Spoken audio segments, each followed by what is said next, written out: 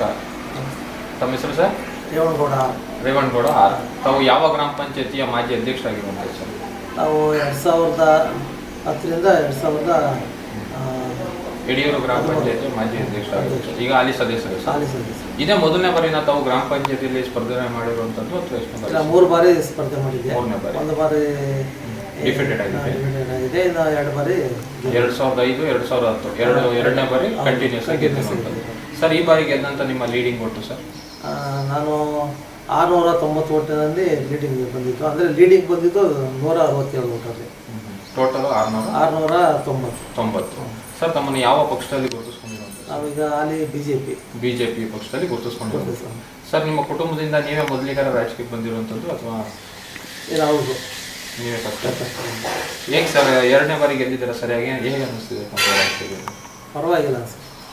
ಒಂದು ಹಳೆ ರಾಜಕೀಯ ಪರವಾಗಿಲ್ಲ ಅನ್ಸುತ್ತೆ. ಈಗ ನಾವೇನೋ ಒಂದು ಗ್ರಾಮದಲ್ಲಿ ಒಂದು ಸಾಮಾಜಿಕವಾಗಿ ಜನಸೇವೆ ಮಾಡಬೇಕು ಅನ್ನೋ ಅಭಿಪ್ರಾಯದಲ್ಲಿ ನಾನು ಈ ರಾಜಕೀಯಕ್ಕೆ ಬಂದೆ. ಸರ್, ಎಷ್ಟು ವರ್ಷ ರಾಜಕೀಯ ಒಡನಾಟ ಸರ್ ತಮಗೆ? ಒಂದು 20 ವರ್ಷದಿಂದ ರಾಜಕೀಯ. 20 ವರ್ಷ. ಸರ್, ತಮ್ಮ ವೈಯಕ್ತಿಕ ವೃತ್ತಿ?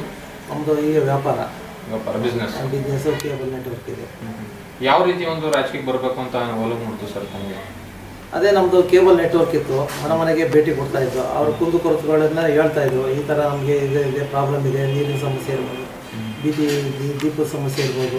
ಅವರು ಹೇಳಿದಾಗ ನಮಗೆ ನಾವು ಯಾಕೆ ಇದನ್ನ ಸಾಮಾನ್ಯವಾಗಿ ನಾವು ರಾಜಕೀಯಕ್ಕೆ ಬಂದು ನಾವು ರಾಜಕೀಯದ ಗುರುತಿಸ್ಕೊಂಡು ಜನಸೇವೆ ಯಾಕೆ ಮಾಡಬಾರ್ದು ಅಂತ ಮನಸ್ಸಿಗೆ ಬಂತು. ಅದರಿಂದ ರಾಜಕೀಯಕ್ಕೆ ಬಂದು. ಸರ್, ಈಗ ಪಂಚಾಯತಿ ಸದಸ್ಯರಾಗಿ ಈಗ 3 ವರ್ಷ ಅವಧಿ ಕಳೆದಿದ್ದೀರಾ. ಈ 3 ವರ್ಷ ಅವಧಿಯಲ್ಲಿ ಯಾವ ರೀತಿಯಾದಂಥ ಒಂದು ಅಭಿವೃದ್ಧಿ ಕಾರ್ಯಗಳಾಯಿತು ಸರ್? ಇಲ್ಲಿ ಮುಂಚೆ ಇಲ್ಲಿ ಡಾಂಬರೀಕರಣ ಇರಲಿಲ್ಲ. ಪ್ರತಿಯೊಂದು ರಸ್ತೆಯನ್ನು ಡಾಂಬರೀಕರಣ ಮಾಡಿಸ್ತು. ಮತ್ತು ಕುಡಿಯೋ ನೀರಿನ ಆದ್ಯತೆ ಪ್ರಾಬ್ಲಮ್ ಭಾರಿ ಇತ್ತು. ಅದನ್ನು ಬಗೆಹರಿಸಿದ್ದೀವಿ. ಈಗ ಕುಡಿಯೋ ನೀರಿನ ಸಮಸ್ಯೆನೇ ಇಲ್ಲ. ದೀಪದ ಲೈಟನ್ನು ಅಷ್ಟೇ ನಿರ್ವಹಣೆ ಮಾಡ್ತಾಯಿದ್ವಿ. ಜನಕ್ಕೆ ಹತ್ತಿರವಾಗಿದ್ವಿ. ಸರ್, ಕಳೆದ ಒಂದು ಸಾಲಲ್ಲಿ 2005 ಸಾಲಲ್ಲೂ ಕೂಡ ಸ್ಪರ್ಧನೆ ಮಾಡಿ ವಿಜೇತರಾಗಿದ್ದೀವಿ ಅಂತ ಅವರು ಹೇಳಿದ್ರು. ಆ ಬಾರಿ ಏನೆಲ್ಲ ಅಭಿವೃದ್ಧಿ ಕಾರ್ಯಗಳಾಯಿತು ಸರ್? ಆಗ ನೀರಿಗೆ ತುಂಬಾ ತೊಂದರೆ ಇತ್ತು. ಆಗ ಸುಮಾರು ಒಂದು 15 ದಿವಸಕ್ಕೆ ಒಂದ್ಸರಿ ಗ್ರಾಮ ಪಂಚಾಯತಿಯಿಂದ ನೀರು ಬಿಡ್ತಾಯಿದ್ರು. ಸರಿಯಾಗಿ ಪೈಪ್ಲೈನ್ ಇಲ್ದಲೇ ಇರ್ಬೋದು, ಇಲ್ಲ ನೀರಿನ ನಿರ್ವಹಣೆ ಇಲ್ದಲೇ ಇರ್ಬೋದು, ಬೋರ್ವೆಲ್ನ ಅಭಾವ ಇರ್ಬೋದು. ಈಗ ಬೋರ್ವೆಲ್ನೆಲ್ಲ ಹೊಸದಾಗಿ ಕೊರೆಸಿ ಈಗ ಸಾಕಷ್ಟು ಈಗ ನೀರಿನ ಸಮಸ್ಯೆ ಹರಿಯಿತು.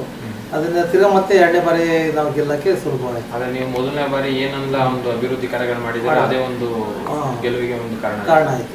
ಸರ್, ಈ ಬಾರಿ ಎಷ್ಟೊಂದು ಆಶ್ರಯ ಯೋಜನೆಗಳು ಕೊಡಿಸಿರ್ಬೋದು ತಾವು? ನಾನು ಅಧ್ಯಕ್ಷ ಆಗಿದ್ದಾಗ ನಾವು ಒಂದು ಈಗ ಗುಡಿಸಲು ಪಟ್ಟಿ ಅಂತ ಬಂತು. ಆ ಗುಡಿಸಲು ಮನೆಗಳು ಈಗ ಬಸವ ಇಂದ್ರ ಸುಮಾರು ಎಲ್ಲ ಒಂದು 100-150 ಮನೆಗಳು ಆಗಿದ್ದಾವೆ ನನ್ನ ಅವಧಿನಲ್ಲಿ, 2 ವರ್ಷದಲ್ಲಿ. ಶೌಚಾಲಯಗಳು ಸರ್? ಶೌಚಾಲಯಗಳು ಈಗ NRIG ಅಡಿನಲ್ಲಿ ಈಗ ಎಲ್ಲ ಶೌಚಾಲಯಗಳೆಲ್ಲ ಆಗಿದ್ದಾವೆ. ಒಂದು 700-800 ಶೌಚಾಲಯಗಳಾಗಿದ್ದಾವೆ. 700-800. ಸರ್, ವೃದ್ಧಾಪ್ಯ ವೇತನ ಆಗ್ಬೋದು, ಅಂಗವಿಕಲರ ವೇತನ ಆಗ್ಬೋದು, ಎಲ್ಲ ಸ್ಪಂದಿಸಿದ್ದೀವಿ. ಶಾಲಾ ಕಟ್ಟಡಕ್ಕೆ ಆಗ್ಬೋದು ಅಥವಾ ಅಂಗನವಾಡಿಗೆ ಯಾವ್ದಾರು ಅನುದಾನಗಳು ಸರ್? ಅನುದಾನ ಬಂದಿದೆ. ಈಗ ಈಗಾಗಲೇ ಅನುಷ್ಠಾನದಲ್ಲಿದೆ. ಸರ್, ಈಗ ಇನ್ನೂ ಉಳಿದಿರುವಂಥ ಇನ್ನೂ 15 ತಿಂಗಳು ಇದೆ, ಅಂದರೆ 1 ವರ್ಷ ಇದೆ. ಆ 1 ವರ್ಷ ಅವಧಿಯಲ್ಲಿ ಇನ್ಯಾವ ರೀತಿಯಾದ ಒಂದು ಹೆಚ್ಚಿನ ಬದಲಾವಣೆ ತರಬಹುದು ಅಂತ ಅನ್ಕೊಂಡಿದ್ದೀವಿ? ನಾವು ಈಗಾಗಲೇ ಆಲ್ರೆಡಿ ಆಲ್ಮೋಸ್ಟ್ ಎಲ್ಲನೂ ಮಾಡಿದ್ದೀವಿ. ಆದರೆ ಜನಕ್ಕೆ ಇನ್ನೂ ಹತ್ತಿರವಾಗಬೇಕು ಅಂತಂತಂದರೆ ನಾವು ಇನ್ನು ಬೀದಿ ಲೈಟು ಎಲ್ಲ ಸಮಸ್ಯೆನೇ ಇಲ್ಲ ಅನಿಸುತ್ತೆ. ನಮ್ಮ ಪಂಚಾಯತಿನ ಆ ಥರ ಅಭಿವೃದ್ಧಿನ ಮಾಡಿದ್ದೀವಿ.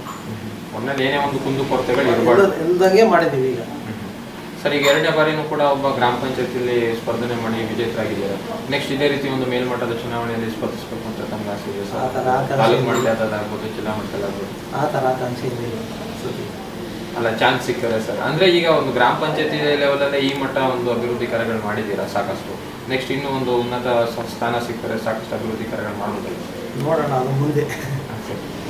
ಸರ್, ನೀವೀಗ ಈ ಸ್ಥಾನಕ್ಕೆ ಬರ್ಬೇಕಾದ್ರೆ ನಿಮ್ಮ ಗ್ರಾಮದ ಪ್ರತಿಯೊಬ್ಬ ಜನತೆಯೂ ಕಾರಣ.